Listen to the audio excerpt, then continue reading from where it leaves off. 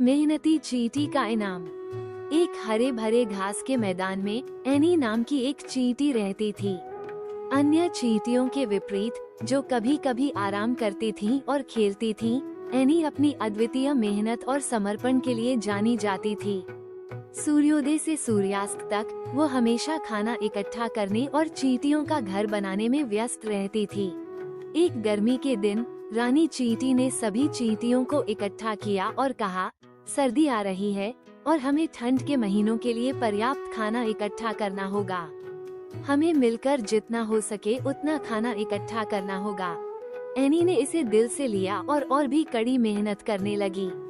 उसने ऊंचे पौधों पर चढ़कर भारी बीजों को उठाया और जब उसके साथी चींटियों को कठिनाई होती थी तब उनकी मदद भी की। दिन ब दिन एनी की लगन ने दूसरों को प्रेरित किया और जल्द ही पूरी चींटी कॉलोनी मेहनत से काम करने लगी।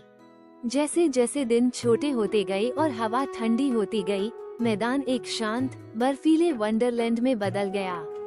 हालांकि चींटियों का घर गर्म और भरपूर खाने से भरा हुआ था। एनी के अथक प्रयासों के कारण उन्होंने सर्दी के लिए पर्याप्त खाना इकट्ठा कर लिया था। एक बर्फीली शाम रानी चींटी ने एनी को बुलाया। एनी, उसने कहा, तुम्हारी मेहनत और समर्पण नजरअंदाज नहीं हुए हैं। तुम्हारी वजह से हम सर्दी के लिए अच्छी तरह तैयार हैं। तुम्हारी मेहनत और निस्वार्थता हम सभी के लिए प्रेरणा है। एनी ने नम्रता से सिर हिलाया और गर्व और संतोष की भावना महसूस की। उसे एहसास हुआ कि उसके प्रयासों ने न केवल उसकी सुरक्षा सुनिश्चित की, बल्कि उसकी पूरी कॉलोनी की भी भलाई को सुनिश्चित किया। जैसे ही सर्दी बीती, चींटियां फलती फूलती रहीं और जब वसंत आया तो मैदान फिर से जीवन और रंगों से भर गया।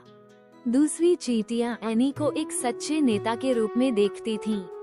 उसकी मेहनत और समर्पण की कहानी आने वाली पीढ़ियों के लिए एक सबक बन गई। उन्होंने सीखा कि मेहनत, दृढ़ता और टीम वर्क के माध्यम से किसी भी चुनौती को पार किया जा सकता है। इस कहानी से हमें ये सीख मिलती है, मेहनत और दृढ़ता सफलता की ओर ले जाती है और दूसरों को महान कार्य करने के लिए प्रेरित करती है।